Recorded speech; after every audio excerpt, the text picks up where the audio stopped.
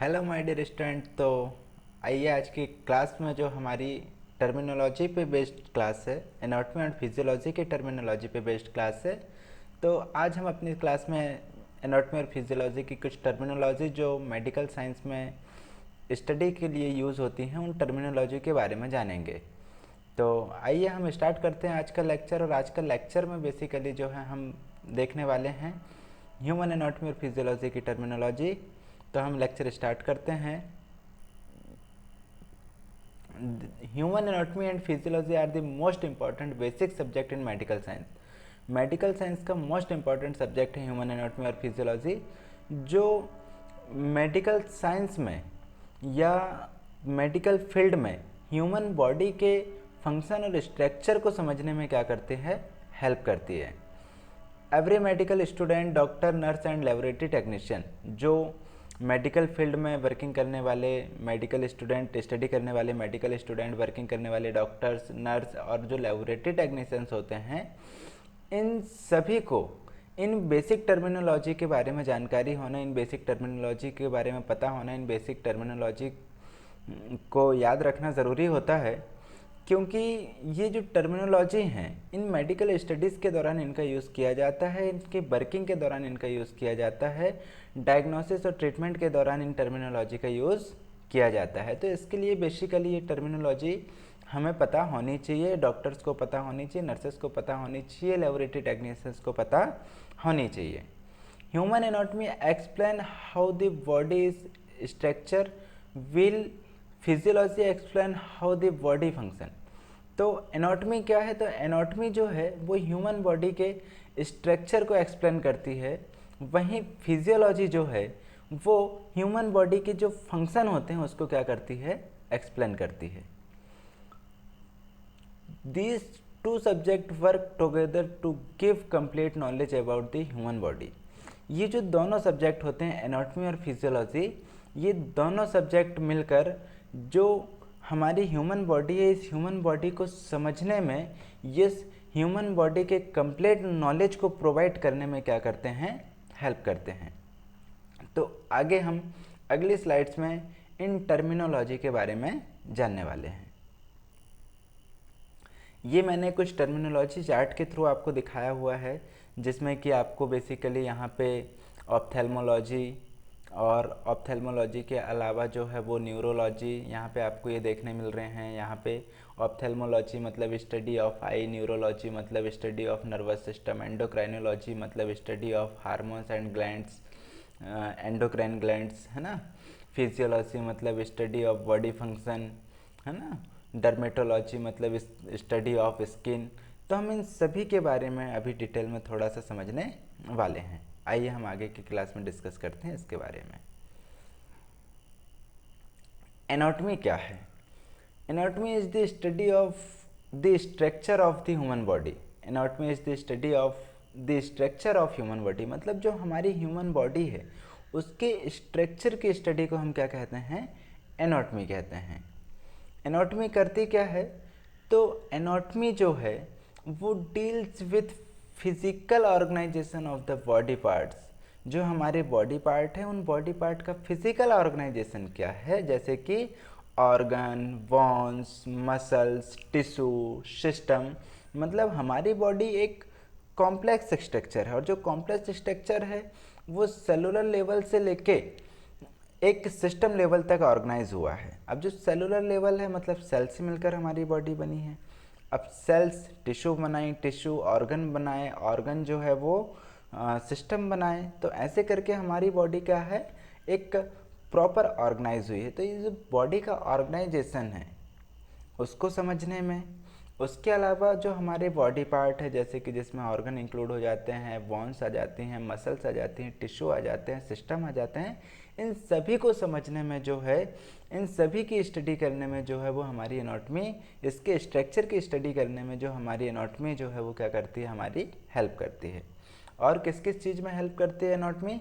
तो दी shape of organ, मतलब जो ऑर्गन है उसकी शेप, हमारे जो ऑर्गन है उन ऑर्गन की शेप की जानकारी, उस शेप की स्टडी करने में हमारी एनाटॉमी क्या करती है, हेल्प करती है। पोजीशन ऑफ ऑर्गन, मतलब जो हमारा ऑर्गन है वो किस पोजीशन में है, किस प्लेस में है, किस जगह पे है, किस शेप का है, उसका साइज़ क्या है, वो किससे मिलकर बना है, इसकी सारी जानकारी जो है, उसके स्ट्रक्चर की, उसके शेप की सारी जानकारी, उसका वेट कितना है, उसकी लेंथ कितनी है, उसकी विड्थ कितनी है, ये सारी चीज़ें जो है वो हमारी एनाटॉमी के अंतर्गत हम किसी ऑर्गन, किसी स्ट्रक्चर की स्टडी करते हैं। इसके अलावा और क्या करती है, तो the relationship between different body and body parts, मतलब जो है वो अलग अलग बॉडी पार्ट्स के बीच में जो रिलेशनशिप है उन रिलेशनशिप को दिखाने का काम करती है। कौन? एनाटॉमी।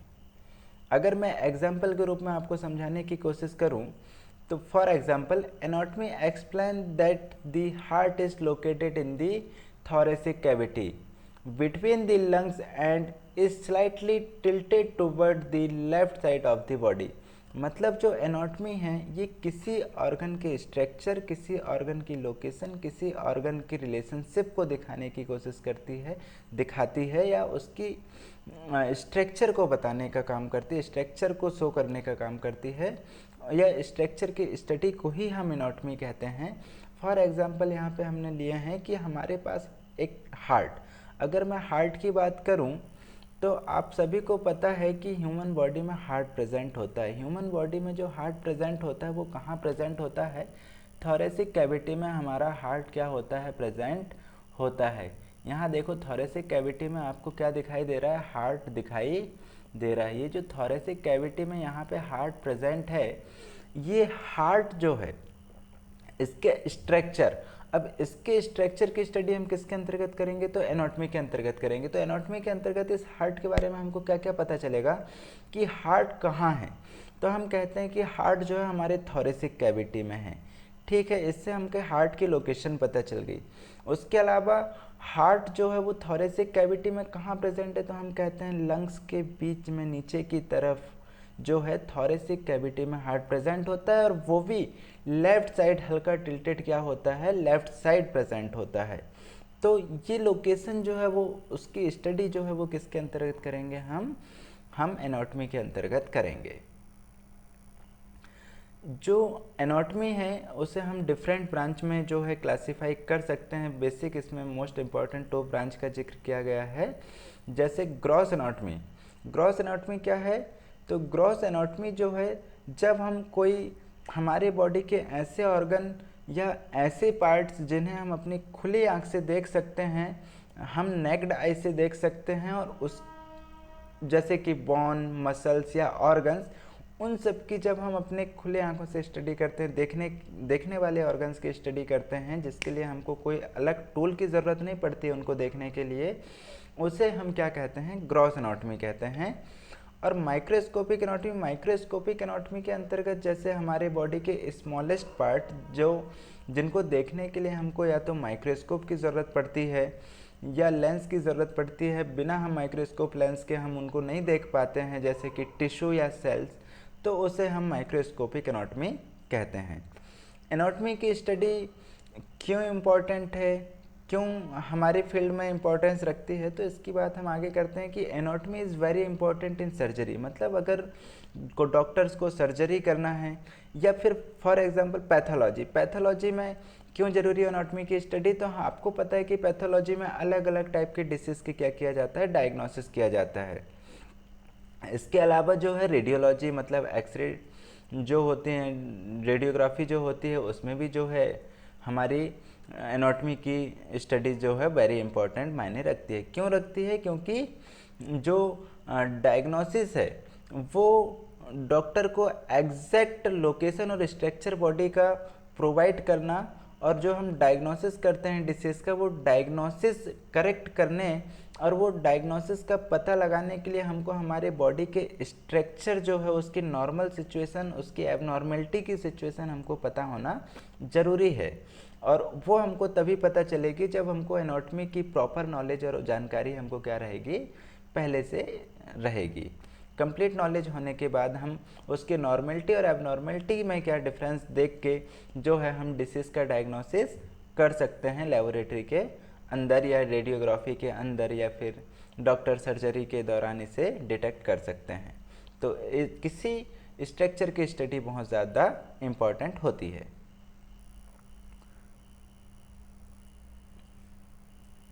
आइए हम फिजियोलॉजी की बात करते हैं। फिजियोलॉजी क्या होती है? तो physiology is the study of the function of human body. मतलब जो हमारी ह्यूमन बॉडी है, उस ह्यूमन बॉडी के फंक्शन, अगर स्ट्रक्चर की स्टडी कर रहे हैं तो वो क्या कहलाता है? वो एनाटॉमी कहलाती है। वहीं अगर हम फंक्शन की स्टडी करें, किसकी स्टडी करें? वहीं हम फंक्शन की स्टडी करें तो वो क्या कहलाता है? फिजियोलॉजी कहलाता है। मतलब जो हमारी बॉडी है उसके फंक्शन की स्टडी फिजियोलॉजी कहलाता है। It explain how different organ and system perform their function of keep the body life.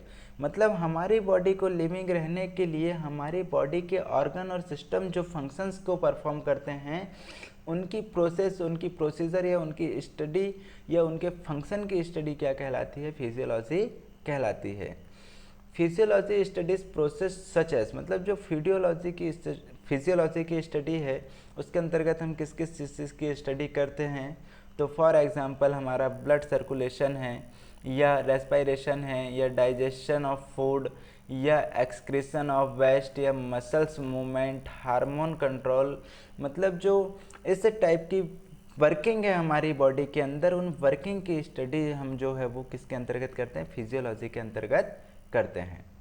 For example मैंने अभी पिछले एनाटॉमी के टाइम पे एनाटॉमी के स्ट्रक्चर, अब मैं बता रहा था कि हम स्ट्रक्चर की स्टडी को क्या कहते हैं? एनाटॉमी कहते हैं। तो मैंने हार्ट बताया कि हार्ट हमारा थोरेसिक कैविटी में है, जो हल्का सा लेफ़्ट साइड टिल्टेड है, लेफ़्ट साइड प्रेजेंट होता है।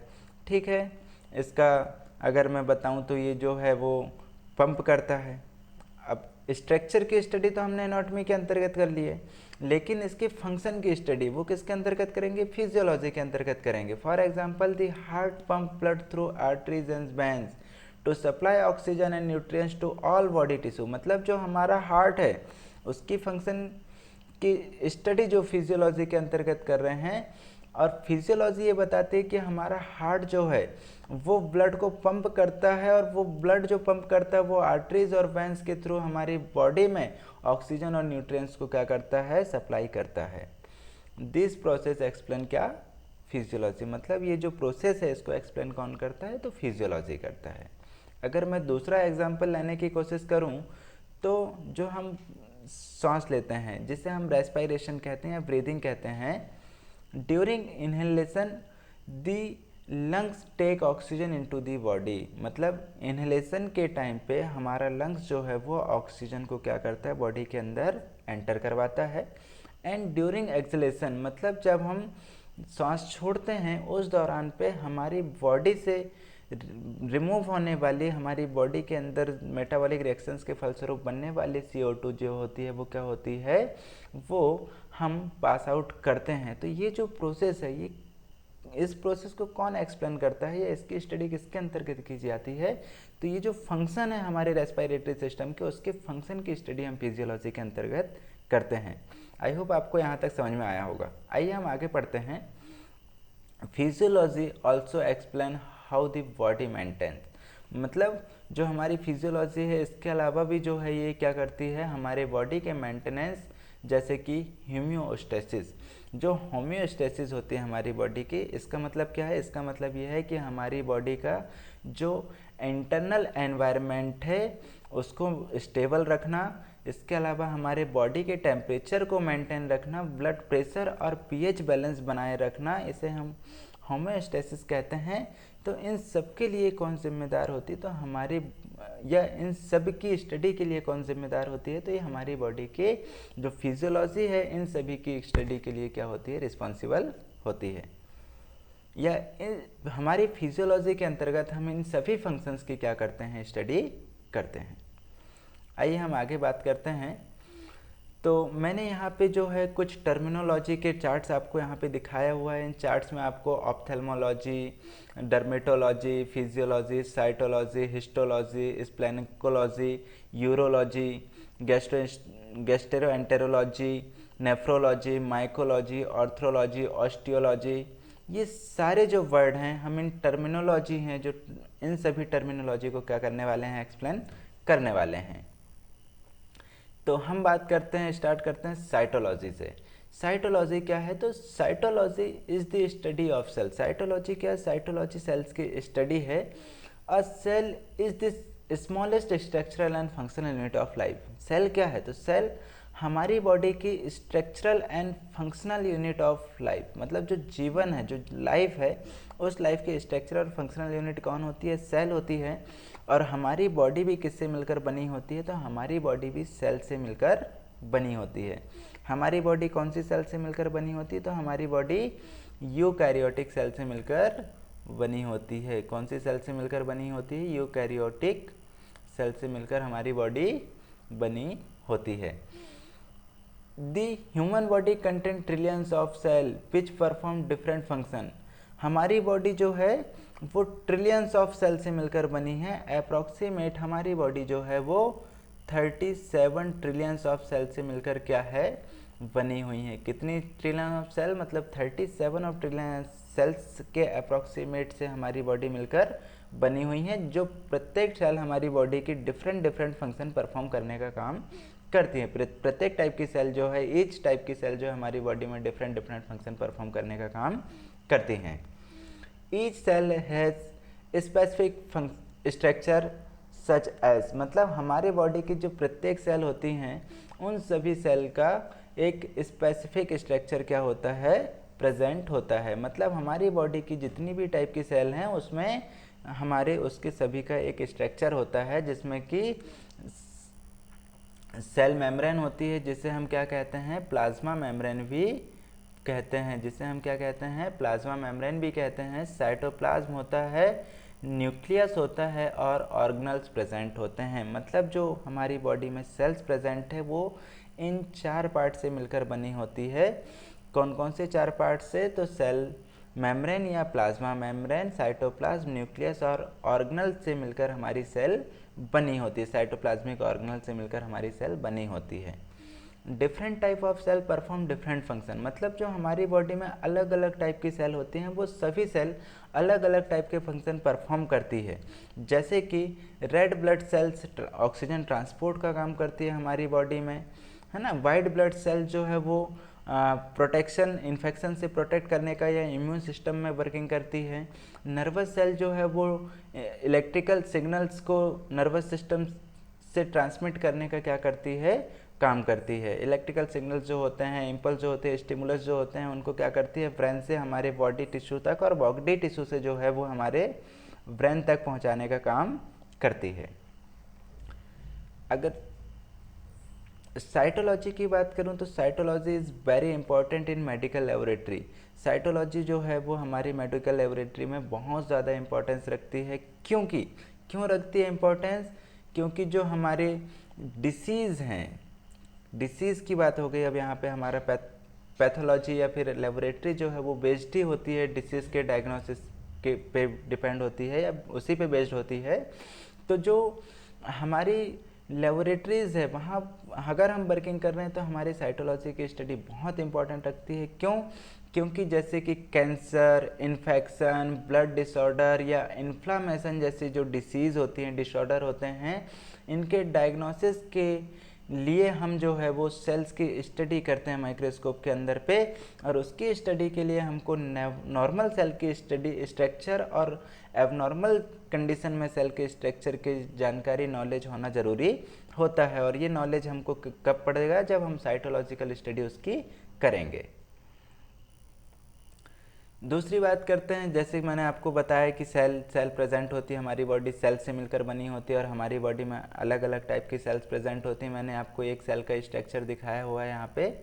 ये जो सेल का स्ट्रक्चर, यहाँ पे आपको प्लाज्मा मेम्ब्रेन, यहाँ पे आपको क्या देखने को मिल रहा है?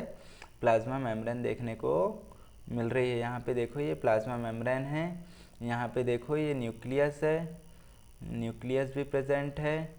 यहाँ पे देखो ये साइटोप्लाज्म भी प्रेजेंट है। क्या प्रेजेंट है? साइटोप्लाज्म भी प्रेजेंट है। और यहाँ पे आपको साइटोप्लाज्मिक ऑर्गेनल्स भी देखने को दिखाई दे रहे हैं। तो ये सारी चीज़ें यहाँ पे क्या हैं? प्रेजेंट है। तो एक सेल का स्ट्रक्चर में आपको साइटोप्लाज्मिक ऑर्गेनल्स देखने को मिलते हैं, आपको सेल्स के बाहर की तरफ जो है वो प्लाज्मा मेम्ब्रेन या सेल मेम्ब्रेन देखने को मिलती है, अंदर की तरफ सेंटर में न्यूक्लियस देखने को मिलता है, और जो न्यूक्लियस और प्लाज्मा मेम्ब्रेन के बीच में जो यहाँ पे साइटोप्लाज्म देखने को मिलता है। ठीक है, तो सेल का स्ट्रक्चर हम आगे और अभी डिटेल में पढ़ेंगे, तो अभी के लिए इतना काफ़ी है। आगे हम बात करते हैं हिस्टोलॉजी की। हिस्टोलॉजी क्या है? तो histology is the study of tissue. जैसे सेल की स्टडी क्या कहला रही थी हमारी, साइटोलॉजी कहला रही थी, वैसे ही histology is the study of tissue. जो सेल है, सेल का एक ग्रुप मिलकर क्या बनाता है, सेल का एक ही समान स्ट्रक्चर और एक ही समान फंक्शन वाली जो स्पेसिफिक फंक्शन परफॉर्म करती है, उस सेल्स के एक ग्रुप को हम क्या कहते हैं, टिश्यू कहते हैं। और उन्हीं टिश्यू की स्टडी को हम क्या कहते हैं, हिस्टोलॉजी कहते हैं। और टिश्यू क्या है? Tissue is a group of similar cell that work together to perform a specific function. मतलब सेम स्ट्रक्चर वाली सेल्स का एक समूह, ग्रुप, जो स्पेसिफिक फंक्शन परफॉर्म करने का काम करती है, उसे हम क्या कहते हैं, टिश्यू कहते हैं।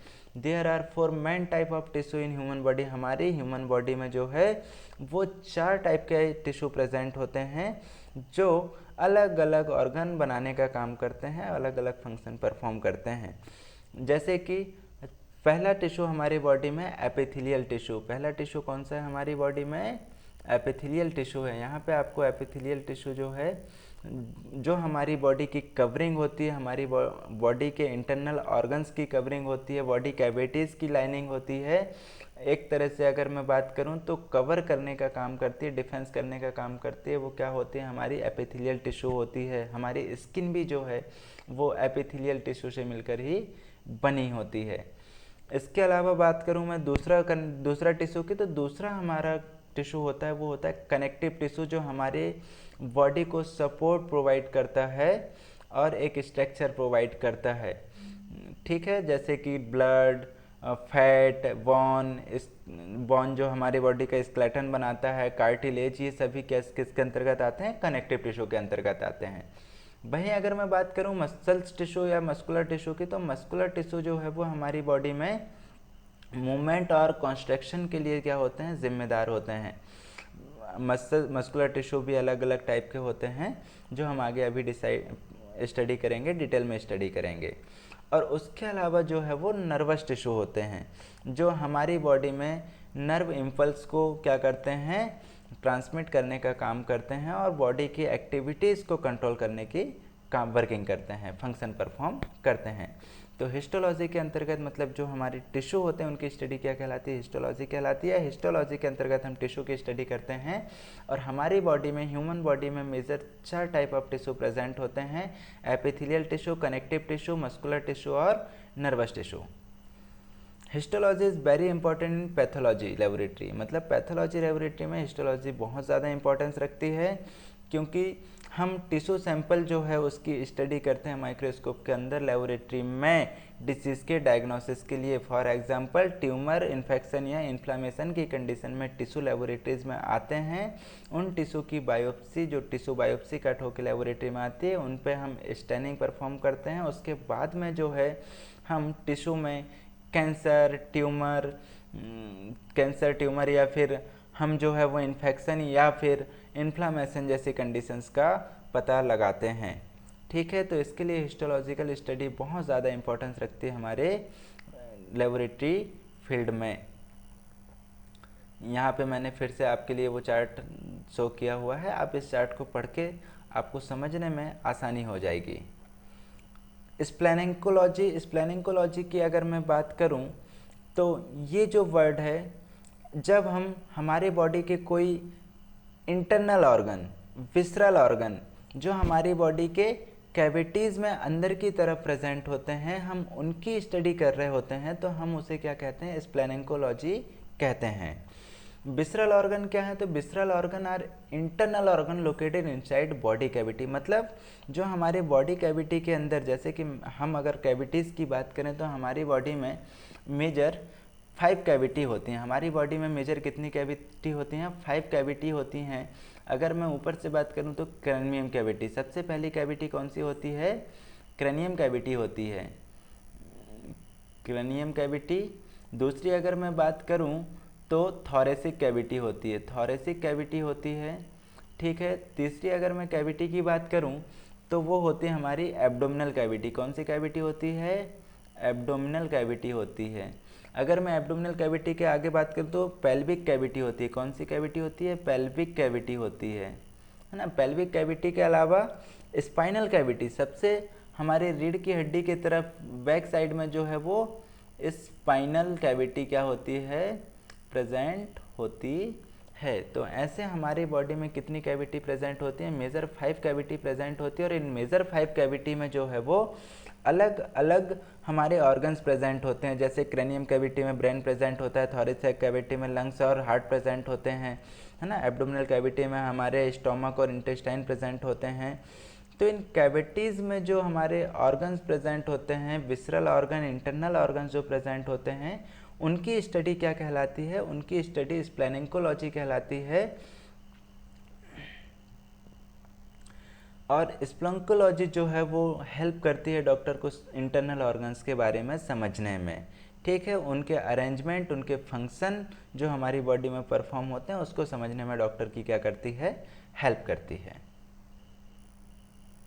आगे बात करते हैं। यहाँ पे देखो मैंने आपको स्ट्रक्चर दिखाया हुआ है। यहाँ पे सबसे ऊपर की तरफ जो है वो कौन सी कैविटी होती है? यहाँ पे ये क्रेनियम कैविटी होती है। कौन सी कैविटी होती है? क्रेनियम कैविटी होती है। अगर उसके यहाँ पे बात करूँ तो मैं ये जो है ये क्या है? Thoracic cavity. ये क्या है? Thoracic cavity. यहाँ से ये जो है वो कौन सी कैविटी है? एब्डोमिनल कैविटी है। यहाँ पे कौन सी कैविटी है? ये एब्डोमिनल कैविटी है। और यहाँ पे ये पेल्विक कैविटी होती है। और पीछे की तरफ जो है वो बैक साइड में कौन सी कैविटी होती है? तो जो है वो स्पाइनल कैविटी होती है। कौन सी कैविटी होती है? स्पाइनल कैविटी होती है, जहाँ पे क्या प्रेजेंट होती है? स्पाइनल कॉर्ड प्रेजेंट होती है।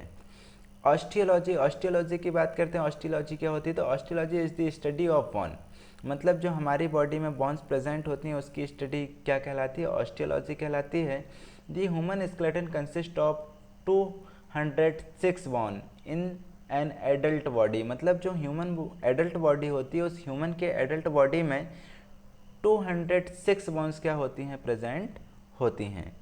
जो हमारी बॉडी में बोन प्रेजेंट होती हैं वो बोन डिफरेंट टाइप के फंक्शन परफॉर्म करती हैं, कई सारे फंक्शन परफॉर्म करती है। जैसे कि ये सपोर्ट एंड शेप प्रोवाइड करती है हमारी बॉडी को। बोन्स हमारी बॉडी में क्या क्या करती है? तो हमारी बॉडी में बोन्स जो है वो शेप और सपोर्ट प्रोवाइड करती है। उसके अलावा प्रोटेक्ट इंटरनल ऑर्गन, बोन जो होती है वो हमारे इंटरनल ऑर्गन को प्रोटेक्ट करती है। फॉर एग्जांपल स्कल, मतलब जो हमारे स्कल बोन है, स्कल बोन हमारे ब्रेन को प्रोटेक्ट करने का काम करती है ना। रिब्स वगैरह जो होती हैं, रिब्स यहाँ पे जो है, यहाँ पे देखो आपकी स्कल बोन दिखाई हुई है। यहाँ पे देखो ये स्कल बोन है। कौन सी बोन है? ये वाली, ये स्कल बोन है जो किसको प्रोटेक्ट करने का काम करती है? स्कल बोन जो है वो ये ब्रेन को प्रोटेक्ट करने का काम करती है। यहाँ पे रिब्स हैं, जो रिब्स क्या करने का काम करती हैं? लंग्स और हार्ट को प्रोटेक्ट करने का काम करती हैं। तो एक तो पहली चीज़ हमारे बॉडी के स्ट्रक्चर को प्रोवाइड करने में हेल्प की, दूसरा चीज़ सपोर्ट प्रोवाइड कर रहा है, तीसरा चीज़ की प्रोटेक्शन में काम कर रहा है। They produce blood cells in the bone marrow, मतलब ये जो बोन होती हैं, बोन के अंदर बोन मेरो प्रेजेंट होता है और वो बोन मेरो जो है वो ब्लड सेल्स को क्या करता है? प्रोड्यूस करता है। तो बोन्स के कई सारे फंक्शन हैं हमारी बॉडी में, ठीक है। अगर हम बात करें स्केलेटन सिस्टम के, तो स्केलेटल सिस्टम हमारी बॉडी का 2 टाइप में प्रेजेंट होता है, या उसे हम 2 टाइप में डिवाइड करते हैं। एक होता है एक्सियल स्केलेटन और दूसरा होता है अपेंडिकुलर स्केलेटन। एक्सियल स्केलेटन के अंतर्गत कौन कौन से चीज़ें आती है? तो कौन कौन से हिस्से आते हैं, कौन कौन से पार्ट आते हैं? तो एक्सियल स्केलेटन के अंतर्गत हमारा जो स्कल है, वर्टेबल कॉलम है जो हमारी स्पाइनल कॉर्ड बनाती है, वर्टेबल कॉलम और रिब्स केज, मतलब जो थोरेसिक कैविटी वाले हिस्से में जो बोन आती हैं वो सभी क्या कहलाती हैं? वो हमारे एक्सियल स्केलेटन के अंतर्गत आती हैं। और वहीं अपेंडिकुलर स्केलेटन की बात करें तो अपेंडिकुलर स्केलेटन में जो हमारे आर्म होते हैं, लेग्स होते हैं, या पेल्विक कैविटी में आने वाले जो बोन्स हैं, वो पेल्विस बोन जो होती हैं वो किसके अंतर्गत आती हैं? अपेंडिकुलर स्केलेटन के अंतर्गत आती हैं। ऑस्टियोलॉजी वेरी इंपॉर्टेंट फॉर जो हमारी ऑस्टियोलॉजी है, ये ऑस्टियोलॉजी जो है वो बोन या बोन से होने वाली डिसीज़ जो है उसको समझने के लिए, उसको आइडेंटिफाई करने के लिए, उसके डायग्नोसिस करने के लिए जो है वो क्या होती है, बहुत ज़्यादा इम्पॉर्टेंट होती है। तो बोन्स की स्टडी क्या कहलाती है, ऑस्टियोलॉजी कहलाती है।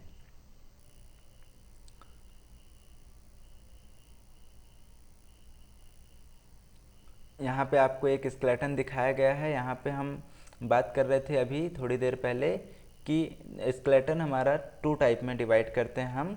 एक करते हैं हम एक्सियल स्केलेटन। एक्सियल स्केलेटन के अंतर्गत जो है वो इतने हिस्से आते हैं। ये जो हिस्सा है ये किसके अंतर्गत आता है, एक्सियल स्केलेटन के अंतर्गत आने वाला हिस्सा है।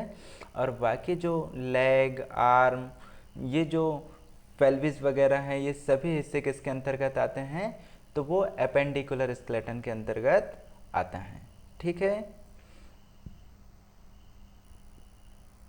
हम आगे बात करते हैं ऑर्थ्रोलॉजी। ऑर्थ्रोलॉजी क्या है, arthrology is the study of joints. Arthrology क्या है, study of joint. A joint is the point where 2 और मोर bones meet.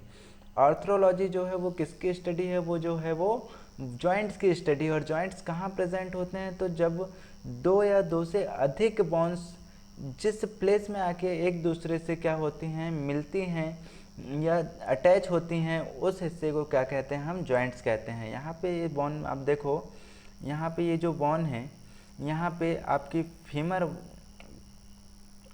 Humerus bone, sorry, यहाँ पे आपकी ह्यूमरस बोन जो है वो आके रेडियस और अल्ना बोन से क्या हुई है, रेडियस और अल्ना बोन से क्या हुई है, यहाँ पे आके ऐड हुई है। तो यहाँ पे जो है एक जॉइंट है। उसके अलावा रेडियस और अल्ना बोन यहाँ पे आके आपकी जो हथेली वाली बोन्स हैं, फेलेंचस जो बोन्स हैं, यहाँ पे वो आपस में एक दूसरे से कनेक्ट हुई हैं, तो उनके बीच में भी क्या है, जॉइंट्स है। तो इन जॉइंट्स की स्टडी क्या कहलाती है, इन जॉइंट्स की स्टडी जो है वो ऑर्थ्रोलॉजी कहलाती है। ये जो जॉइंट होते हैं बेसिकली ये मूवमेंट और फ्लेक्सिबिलिटी प्रोवाइड करते हैं हमारी बॉडी को। क्या क्या प्रोवाइड करते हैं ये जॉइंट्स, तो ये मूवमेंट और फ्लेक्सिबिलिटी हमारी बॉडी को प्रोवाइड करते हैं। अगर मैं इन जॉइंट्स की बात करूं तो ये जॉइंट्स जो होते हैं बेसिकली 3 टाइप के होते हैं। फाइब्रस जॉइंट होते हैं, कार्टिलेजिनस जॉइंट होते हैं और साइनोवियल जॉइंट्स प्रेजेंट होते हैं।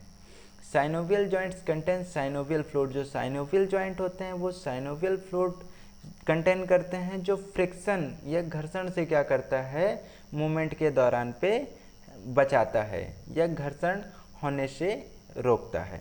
ठीक है, तो आज की क्लास में हम यहीं तक देखेंगे। हम अगली क्लास में जो है आगे इसी टर्मिनोलॉजी को और आगे एक्सप्लेन करेंगे। आज के लिए धन्यवाद, थैंक यू।